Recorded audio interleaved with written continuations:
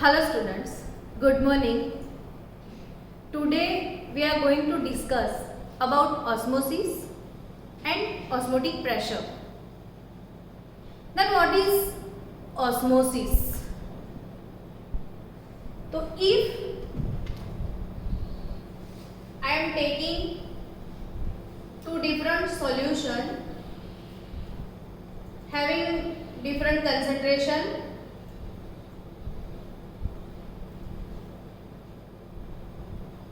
and separated by semi-permeable membrane. यहाँ पे ये सेमी परमिएबल मेम्ब्रेन है. सेमी परमिएबल मेम्ब्रेन क्या होता है, सबसे पहले उसकी डिस्कस करते हैं कि सेमी यानी कि हाफ, सेमी यानी कि हाफ. अब बाइनरी सॉल्यूशन है अगर आपके पास, तो उसमें दो तो कंपोनेंट होते हैं, एक सॉल्वेंट दूसरा सॉल्यूट. अब सॉल्वेंट और सॉल्यूट में हाफ क्या, तो ऐसा मेम्ब्रेन जिसमें से सिर्फ सॉल्वेंट मॉलिक्यूल पास होते हैं. कैसा मेम्ब्रेन, तो जिसमें से सिर्फ सॉल्वेंट के ही मॉलिक्यूल पास होते हैं, सॉल्यूट के नहीं. देखो आपके घर में आरओ है, आरओ सिस्टम से जो पानी आता है, तो पानी में अगर कोई भी चीज डिजोल्व है तो वो मेम्ब्रेन से जब पानी पास होता है तो सिर्फ पानी ही वो पानी को परमिशन देता है, बाकी के सारी अंदर डिजोल्व चीजों को परमिशन नहीं मिलती है. यानी कि ऐसा मेम्ब्रेन जिसमें से खाली सॉल्वेंट के मॉलिक्यूल पास होते हैं, सॉल्यूट के नहीं, उसको हम बोलते हैं सेमी परमिएबल मेम्ब्रेन. सिर्फ सॉल्वेंट पास होता है. अब ऐसे सेमी परमिएबल मेम्ब्रेन हमारे पास कौन कौन से हैं, तो कि parchment paper, cellophane paper, butter paper और best artificial semi permeable membrane की मैं बात करूं तो ये क्वेश्चन आपको एमसीक्यू में पूछते हैं कि which is best semi permeable membrane. तो best semi permeable membrane artificially prepared copper ferrocyanide Cu2 FeCN6, इसको बोलते हैं हम कॉपर फेरोसाइनाइड और it is a best semi permeable artificial membrane. तो यहाँ पे ये जो सेमी परमिएबल मेम्ब्रेन है, इससे हमने दो सॉल्यूशन को सेपरेट किया है. सपोज मैंने यहाँ पे 0.3 मोलर कॉपर सल्फेट का सॉल्यूशन लिया है और यहाँ पे मैंने 0.5 मोलर कॉपर सल्फेट का सॉल्यूशन लिया है. सपोज मैंने दो सॉल्यूशन को सेपरेट नहीं किया है, सेमी परमिएबल मेम्ब्रेन मैंने यहाँ पे रखा है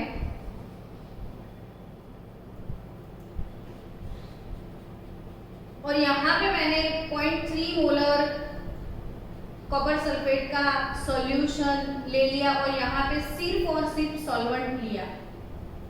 तो अगर मैं सॉल्वेंट और सॉल्यूशन को सेमी परमिएबल से सेपरेट करूं, या तो फिर there are two solution having different concentration, उन दोनों को मैंने एसपीएम से सेपरेट किया है, तो क्या होगा, तो यहाँ पे चलो अगर यहाँ पे सॉल्वेंट और सॉल्यूशन के बीच में सेमी परमिएबल मेम्ब्रेन है और यहाँ पे मेरे पास टू डिफरेंट कंसंट्रेशन के सॉल्यूशन है और उसके अंदर सेमी परमिएबल मेम्ब्रेन मैंने लगाया, अब होगा क्या, तो जो लोअर कंसंट्रेशन है, लोअर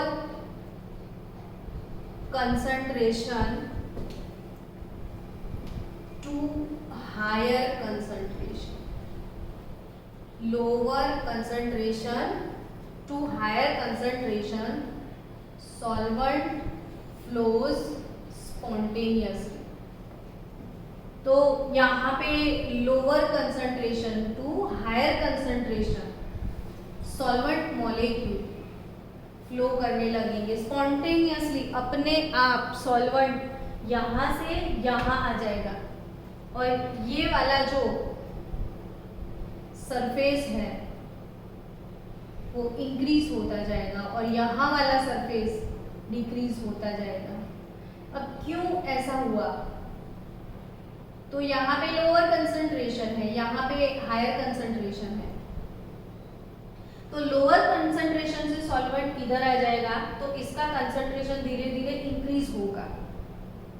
हायर कंसंट्रेशन में आप वाटर डालोगे तो वो डाइल्यूट होके लोअर होगा। तो यहाँ पे स्पॉन्टेनियसली दोनों सॉल्यूशन की टेंडेंसी क्या है? तो दोनों साइड कंसंट्रेशन इक्वल करने की टेंडेंसी है। तो यहाँ पे दोनों साइड कंसंट्रेशन इक्वल होने के लिए solvent flows lower concentration to higher concentration spontaneously. किसी को कुछ प्रेशराइज नहीं करना पड़ेगा, अपने आप। आपको पता है कि एकदम वो सूखा सा किशमिश है और सूखा सूखा जो किशमिश है उसको आप पानी में डाल दोगे तो पानी के जो मॉलिक्यूल है वो किशमिश के अंदर चले जाएंगे और वो पूरा फूल जाएगा। तो ये चीज़ स्पॉन्टेनियसली होता है। अगर आपने कच्चा मैंगो ऐसे कट करके रखा है, उस पर आपने सॉल्ट डाल दिया तो अंदर से बहुत सारा पानी निकलने लगेगा मैंगो से। तो ये चीज़ें हमने अपनी डे टू डे लाइफ में ऑब्जर्व करी हुई है। तो कहीं भी जैसे देखो ये आपके पास चने है या मूंग है या कुछ भी आप पानी में डाल दो तो वो फूल जाएंगे, फूल के बड़े से हो जाएंगे। तो ये कौन सी फिनोमिना है? तो दैट इज ऑस्मोसिस और वो स्पॉन्टेनियसली होता है। तो यहाँ पे व्हाट इज ऑस्मोसिस? तो if two solutions having different concentration are separated by semi-permeable membrane, then solvent flows spontaneously lower concentration to higher concentration. This phenomena is called osmosis. तो यहाँ पे ऑस्मोसिस की डेफिनेशन क्या है वो तो समझ में आपको आ गई कि अगर मैंने दो डिफरेंट सॉल्यूशन को सेमी परमिएबल मेम्ब्रेन से सेपरेट किया है तो सॉल्वेंट की मॉलिक्यूल जो है वो लोअर कंसंट्रेशन से हायर कंसंट्रेशन की तरफ अपने आप फ्लो होने लगेंगे। तो यहाँ पे कंसंट्रेशन यहाँ पे कंसंट्रेशन इंक्रीज होता चला जाएगा। जो लोअर है वो हायर की तरफ जाएगा, हायर है वो लोअर की तरफ जाएगा। तो यहाँ पे कंसंट्रेशन इंक्रीज हो रहा है और यहाँ पे कंसंट्रेशन डिक्रीज हो रहा है। अब जब दोनों कंसंट्रेशन सेम हो जाएंगे, दोनों तरफ कंसंट्रेशन सेम हो जाएगा तो ऑस्मोसिस स्टॉप हो जाएगा। तो ये है ऑस्मोसिस वाली फिनोमिना। अगर मैंने यहाँ पे सॉल्यूशन रखा है और यहाँ पे सॉल्वेंट रखा है तो solvent flows from solvent to solution. तो ये सॉल्वेंट टू सॉल्यूशन मूव होने लगेंगे सॉल्वेंट के पार्टिकल। तो यहाँ पे इसका सरफेस अप जाएगा और इसका सरफेस डाउन जाएगा। अब ये तो हो गया ऑस्मोसिस। जो प्लांट सेल है और एनिमल सेल है, प्लांट सेल का सेल वॉल, एनिमल सेल के बाहर जो लेयर होता है वो भी चलो सेल के बाहर सेल वॉल बोलते हैं उसको। तो प्लांट सेल, एनिमल सेल का जो वॉल होगा, हमारी किडनी, तो वो सारे सेमी परमिएबल मेम्ब्रेन है, वो नेचुरल सेमी परमिएबल मेम्ब्रेन है। और आर्टिफिशियल में मैंने बोला आपको कि parchment paper, cellophane paper, butter paper और बेस्ट आर्टिफिशियली प्रिपेयर्ड मेम्ब्रेन है कॉपर फेरो साइनाइड। तो ये जो ये जो ऑस्मोसिस की फिनोमिना है वो नेचुरली अकरिंग फिनोमिना है। नेचर में ऐसे बहुत सारे बायोलॉजिकल एग्जाम्पल है जिसमें ऑस्मोसिस होता है। फ्लावर बर्ड जो फ्लावर बनते हैं या शाम को मुरझा जाते हैं तो अगेन वो ड्यू टू ऑस्मोसिस। प्लांट के बॉडी में भी डिफरेंट जगह पे जो वाटर ट्रांसमिशन होता है वो भी ड्यू टू ये ऑस्मोसिस। तो ऐसी बहुत सारी फिनोमिना ऑस्मोसिस की वजह से होती है। तो ये ऑस्मोसिस तो हो गया, लेकिन हमको पढ़ना क्या है? Osmotic pressure. तो ये ध्यान से सुनो कि व्हाट इज ऑस्मोटिक प्रेशर। तो ऑस्मोटिक प्रेशर यानी कि applied minimum pressure to stop osmosis is called osmotic pressure, कि हमको ऑस्मोसिस की जो फिनोमिना है उसको मुझे स्टॉप करनी है। तो स्टॉप करने के लिए मुझे क्या करना पड़ेगा, तो प्रेशर अप्लाई करना पड़ेगा, और वो जो मिनिमम प्रेशर ऑस्मोसिस को स्टॉप करने के लिए अप्लाई किया जाता है उसी प्रेशर को हम बोलते हैं ऑस्मोटिक प्रेशर। तो ये ऑस्मोटिक प्रेशर क्या है वो समझो। Suppose I have again two solution which is separated by semi permeable membrane.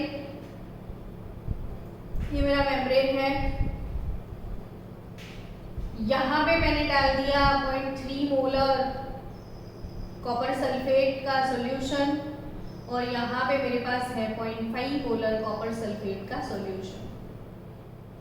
अब ऑस्मोसिस शुरू हो जाएगा, यहाँ से सॉल्वेंट मॉलिक्यूल निकल के इधर आने लगेंगे।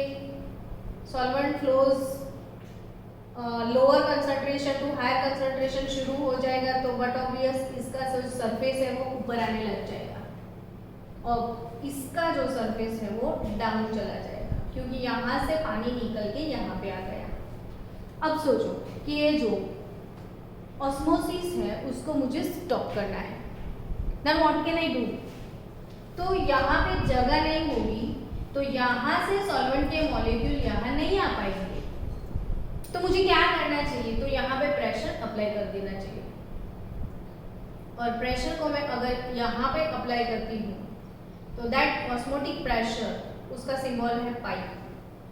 तो ऑस्मोटिक प्रेशर के लिए कौन सा सिंबल है, पाई। तो ऑस्मोटिक प्रेशर यानी पाई, और ये ऑस्मोटिक प्रेशर मुझे कौन से सॉल्यूशन पे अप्लाई करना है, तो but obvious lower concentration to higher concentration solvent flow होता है, यहाँ पे सरफेस ऊपर जा रहा है, तो but obvious pressure higher concentration वाले सॉल्यूशन को अप्लाई करना पड़ेगा। ये क्वेश्चन ऐसे पूछ लिया था नीट में कि आपको दो सॉल्यूशन दिए थे, सपोज आपके पास है 0.1 मोलर और 0.5 मोलर, ये है सॉल्यूशन ए, ये है सॉल्यूशन बी। आप किसको ऑस्मोटिक प्रेशर अप्लाई करोगे, तो हायर कंसंट्रेशन वाले को ऑस्मोटिक प्रेशर अप्लाई करना पड़ेगा, क्योंकि हायर की तरफ तो वाटर मॉलिक्यूल आएंगे, हायर वाला सॉल्यूशन का सरफेस अप जाएगा। यहाँ पे अगर मैं प्रेशर अप्लाई करती हूँ तो यहाँ से जगह नहीं होगी, तो यहाँ से सॉल्वेंट के मॉलिक्यूल इधर नहीं आ पाएंगे, तो इसीलिए सॉल्वेंट मॉलिक्यूल इधर नहीं आने वाले हैं, तो प्रेशर यहीं पे अप्लाई करना होता है। अब आपको क्वेश्चन आता है कि कितना अप्लाई करना है, कितना अप्लाई करना है। प्रेशर अप्लाई तो करना है, लेकिन कितना अप्लाई करना है। तो यहाँ पे मेरे पास दो सॉल्यूशन है। अगर ये वाले सॉल्यूशन का ऑस्मोटिक प्रेशर ए है, पाई ए, और ये वाला जो सॉल्यूशन है उसका ऑस्मोटिक प्रेशर पाई बी है, मुझे ऑस्मोटिक प्रेशर यहाँ पे अप्लाई करना है, तो कितना, तो mod of pi B minus pi A जितना, यानी कि मुझे पाई बी, इसका ऑस्मोटिक प्रेशर पाई बी जो भी वैल्यू है, इसका ऑस्मोटिक प्रेशर पाई ए जो भी वैल्यू है, तो पाई बी माइनस पाई ए का जो डिफरेंस होगा उतना ऑस्मोटिक प्रेशर मुझे यहाँ पे अप्लाई करना है। तो ऑस्मोटिक प्रेशर कितना अप्लाई करना है, तो पाई बी माइनस पाई ए जितना अप्लाई करना है। तो ऑस्मोटिक प्रेशर की फॉर्मूला क्या है, कैसे कैलकुलेट किया जाता है ऑस्मोटिक प्रेशर, वो समझते हैं अब। तो ऑस्मोटिक प्रेशर, नेक्स्ट अवर थियोरी, ऑस्मोटिक प्रेशर।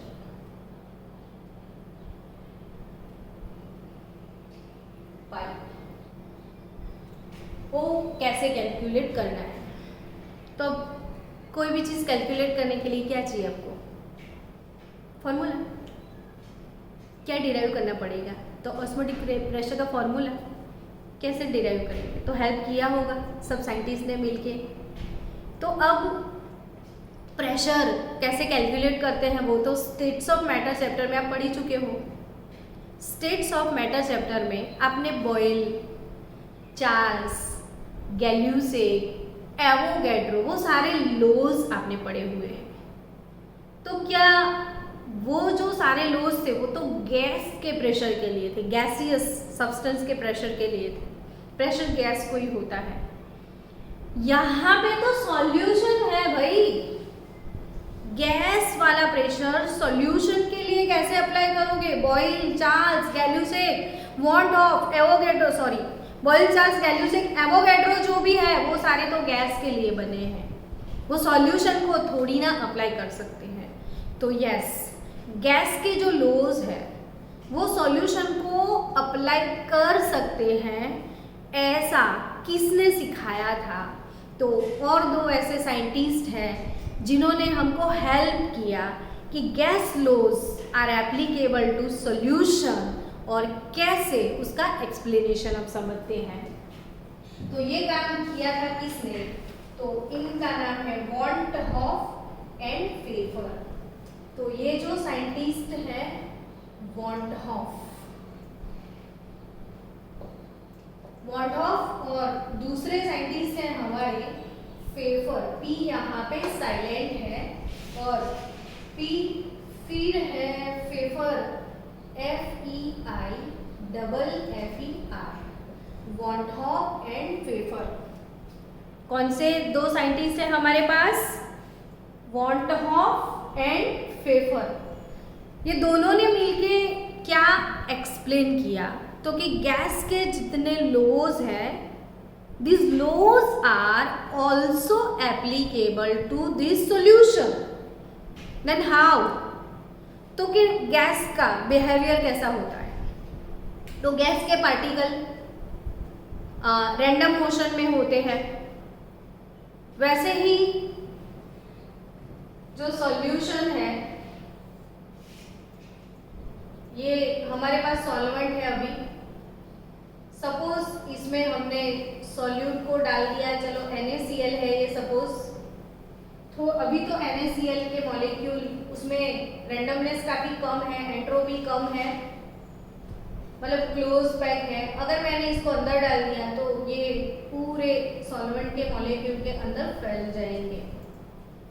तो इनका जो बिहेवियर है, सॉल्यूट मॉलिक्यूल का सॉल्वेंट के अंदर डिसॉल्व होने के बाद जो बिहेवियर है वो गैस लाइक बिहेवियर है, गैस के पार्टिकल के जैसे ही वो बिहेव करते हैं।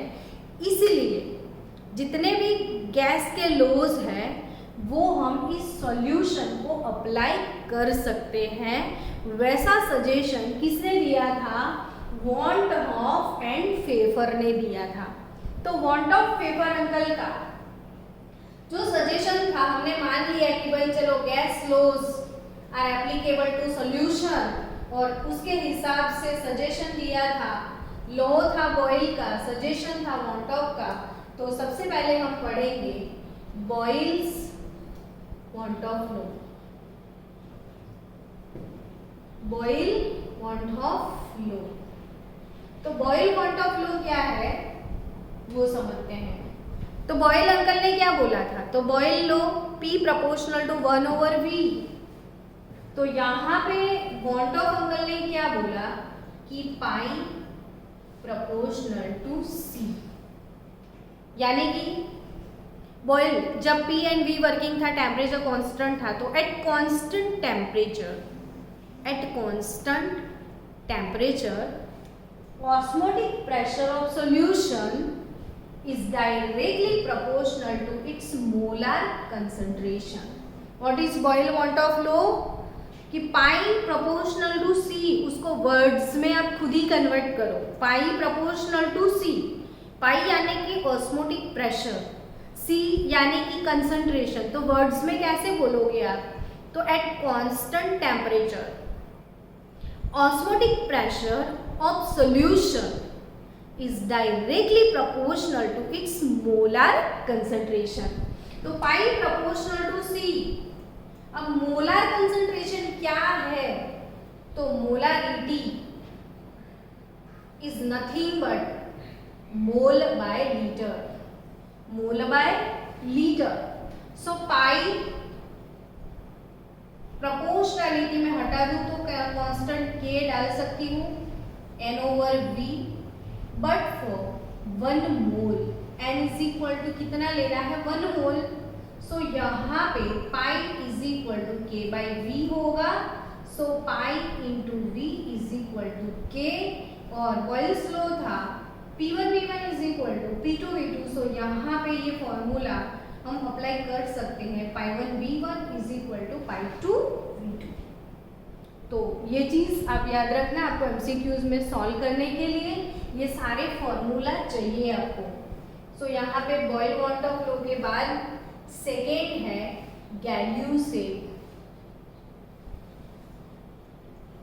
What of law. तो अब गैल्यूसेक और वॉट ऑफ था, गैल्यूसेक का सजेशन दिया वॉट ऑफ ने, तो लो बन गया गैल्यूसेक वॉट ऑफ लॉ। तो गैल्यूसेक की बात की जाए तो गैल्यूसेक अंकल ने आपको क्या सिखाया था कि P प्रोपोर्शनल टू T। तो यहाँ पे वॉट ऑफ ने सिखाया पाई प्रोपोर्शनल टू T। अगेन इसको वर्ड्स में कन्वर्ट करो तो पाई क्या है, ऑस्मोटिक प्रेशर है, T क्या है, तो एब्सोल्यूट टेम्परेचर है। तो पाई प्रोपोर्शनल टू T यानी कि osmotic pressure of solution is directly proportional to its absolute temperature. मतलब आप टेम्परेचर इंक्रीज करो तो ऑस्मोटिक प्रेशर इंक्रीज होगा। मतलब डिफरेंट टेम्परेचर पे ऑस्मोटिक प्रेशर डिफरेंट होता है।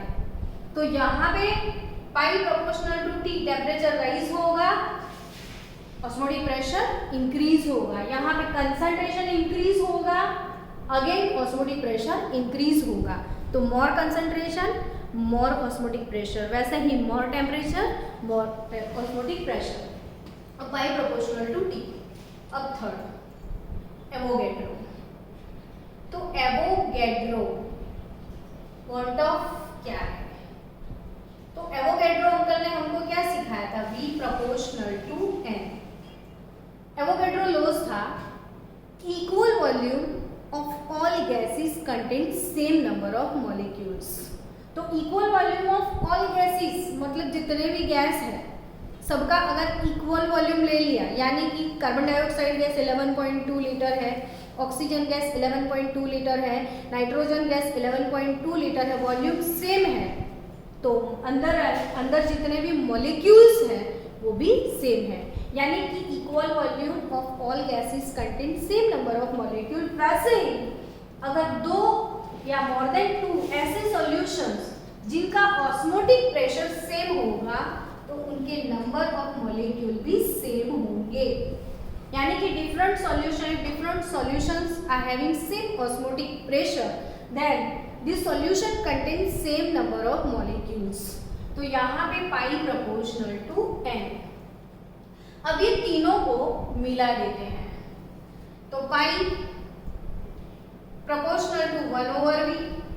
यहाँ पे ये कांस्टेंट है, इसके हिसाब से बोल सकते हो कि पाई प्रोपोर्शनल टू 1/V। तो according to Boyle pi proportional to 1/V, according to Gay Lussac pi proportional to T, according to Avogadro pi proportional to N। तो ये था बॉयल का गेन, ये था गैल्यूसेक का और ये था एवोगैड्रो का। तो अब तीनों को कंबाइन करो तो pi proportional to N T over V, pi proportional to N T over V। और यहाँ पे प्रोपोर्शनैलिटी हटा दी जाए तो कांस्टेंट डालना पड़ेगा, gas constant R, universal gas constant, वो भी सबको पता है, यूनिवर्सल गैस कांस्टेंट R। तो यहाँ पे pi is equal to nRT V, तो pi V is equal to nRT। और हम 11th में आइडल गैस इक्वेशन पढ़ चुके हैं, PV is equal to nRT, और यहाँ पे है pi V is equal to nRT। But what is n here, तो n is nothing but mole here. अब n के लिए मोल है तो मोल कैसे निकालते हैं, तो given weight upon molar mass से। n कैसे निकलता है, तो given weight upon molar mass. तो given weight n is equal to mole, mole मतलब वेट अपॉन मोलर मास। और यहाँ पे इसको इनपुट करते हैं तो pi V is equal to NRT, pi V is equal to NRT, तो NRN मतलब weight upon molar mass into RT। तो यहाँ पे मुझे pi V is equal to WRT upon M, और M मोलर मास अगर कैलकुलेट करना है तो फॉर्मूला को तोड़ मरोड़ सकते हो आप। तो यहाँ पे मोलर मास कैलकुलेट करना है तो WRT अपॉन पाई वी भी आप लिख सकते हो, और इसी फॉर्मूला से आप कोई अननोन सब्सटेंस का मोलर मास भी निकाल सकते हो। कि अगर आपके पास कोई अननोन सब्सटेंस है, आपको उसका मोलर मास कैलकुलेट करना है, तो अननोन सब्सटेंस को एक स्पेसिफिक मास ऑफ सॉल्वेंट में डिसॉल्व कर दो, उसका सॉल्यूशन बना दो, स्पेसिफिक वेट लेके सॉल्यूशन बना के उसका ऑस्मोटिक प्रेशर आप कैलकुलेट कर दो, यानी माप लो, उसका मेजरमेंट उसका होता है जिस मेथड से, उसे ऑस्मोटिक प्रेशर आप चेक कर लो। तो प्रॉपर कंसंट्रेशन वाला जो सॉल्यूशन बना के उसका ऑस्मोटिक प्रेशर अगर आपने चेक कर लिया, तो यहाँ पे ऑस्मोटिक प्रेशर आपके पास है, सॉल्यूशन का जो वॉल्यूम है कितने लीटर है वो आपको पता है, वेट आपको पता है, आर यूनिवर्सल गैस कांस्टेंट है, टेम्परेचर आपको पता है, जो भी प्रैक्टिकल आपने किया है उसका, तो आप अननोन सब्सटेंस का मोलर मास भी ये वाली मेथड से आप सॉल्व कर सकते हो। तो ओवरऑल आज का टॉपिक क्या था, तो हमारी टेक्स्ट बुक में जो टॉपिक है वो है osmosis, then after osmotic pressure, then after formula of osmotic pressure, उसका डेरिवेशन। मैंने इतनी चीज़ें आपको सिखाई। अब इतनी चीज़ें सीखने के बाद इसके प्रॉब्लम्स हमको सॉल्व करने हैं, और उसके बाद का टॉपिक है आइसो ऑस्मोटिक सॉल्यूशन, हाइपरटोनिक और हाइपोटोनिक सॉल्यूशन। तो okay students, our next topic is isoosmotic solutions। तो isoosmotic solutions, प्रेशर मैंने लिख दिया, isoosmotic solutions यानी कि आइसोटोनिक सॉल्यूशन, तो इसको आइसोटोनिक सॉल्यूशन भी बोलते हैं हम। तो क्या है आइसोosmotic सॉल्यूशन? तो आइसो ऑस्मोटिक, आइसो का मतलब ही होता है आइसो यानी कि सेम। अगर मेरे पास दो डिफरेंट सॉल्यूशन है, दो डिफरेंट सॉल्यूशन है, दोनों सॉल्यूशन का अगर ऑस्मोटिक प्रेशर सेम है, तो वैसे दो सॉल्यूशन जिनका ऑस्मोटिक प्रेशर सेम है उसको मैं आइसो ऑस्मोटिक सॉल्यूशन बोल सकती हूँ। फॉर एग्जाम्पल, अगर आपको किसी ने बोल दिया कि 0.3 मोलर H2SO4 और 0.1 मोलर ग्लूकोज, तो क्या ये दोनों सॉल्यूशन आइसो ऑस्मोटिक है या नहीं? तो यहाँ पे आपको क्या लगता है कि अभी अभी आपने पढ़ा बॉयल अंकल का रूल कि भाई बॉयल क्वांट ऑफ रूल है पाई प्रोपोर्शनल टू सी, यानी कि pi is directly proportional to molar concentration. If two solutions are having same concentration, if two solutions are having same concentration, then they are called isoosmotic or isotonic solutions। अब यहाँ पे मेरे पास दो solution है, क्या उन दोनों का कंसंट्रेशन सेम है? तो चेक करना पड़ेगा। तो आपको दूर से देख के ही लग जाएगा अरे नहीं है मैडम 8.3 8.1 है, आप ऐसा बोल ही दोगे, but it is a colligative property. और कॉलिगेटिव प्रॉपर्टी का मतलब ही है कि such properties of solution depends upon the number of particles, और आपको यहाँ पे नंबर ऑफ पार्टिकल्स पे फोकस करना पड़ेगा।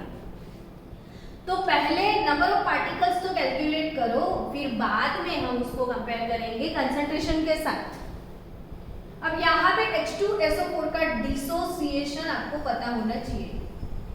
तो dissociation of H2SO4 hydrogen 2H+ और SO4 -2 होगा। यहाँ पे ये 2H+ और SO4 -2 होगा, यानी कि मेरे पास 2 मोल हाइड्रोजन पार्टिकल है, 1 mole sulphate, so I have total 3 moles of particle. यहाँ पे 3 मोल पार्टिकल्स हैं मेरे पास। अब 3 मोल पार्टिकल को मैं 0.3 से डिवाइड करूं तो ये 0.9 मोलर कंसंट्रेशन हो जाएगा। टोटल कंसंट्रेशन ये 0.9 मोलर। अब यहाँ पे टोटल कंसंट्रेशन क्या है, तो अगर ये 0.1 मोलर है और ग्लूकोज सॉल्यूशन में न तो डिसोसिएट होता है ना एसोसिएट होता है, it exist as a single particle. तो यहाँ पे glucose considered as a single particle, so इसका कंसंट्रेशन जस्ट 0.2 मोलर है। अब दोनों का कंसंट्रेशन डिफरेंट है।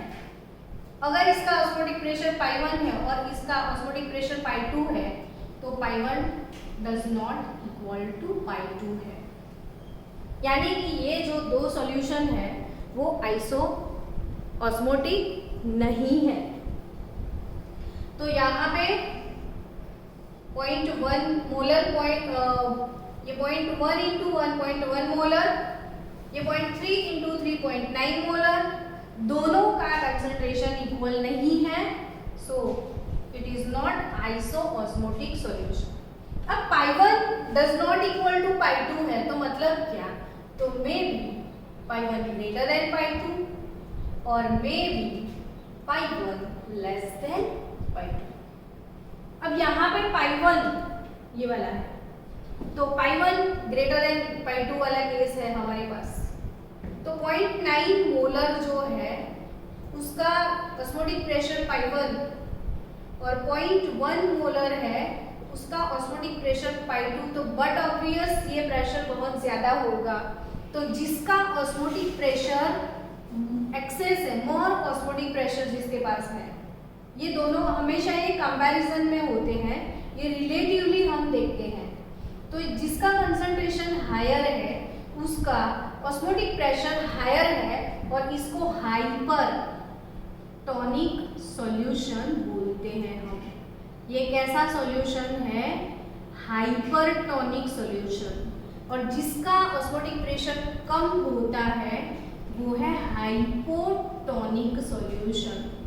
तो ये हाइपरटोनिक और ये हाइपोटोनिक। हाइपर यानी एक्सेस कंसंट्रेशन, हाइपो यानी लेस कंसंट्रेशन। और अगर दोनों सेम है तो वो आइसोटोनिक बोलते हैं। चलो दूसरा एक एग्जांपल लेते हैं।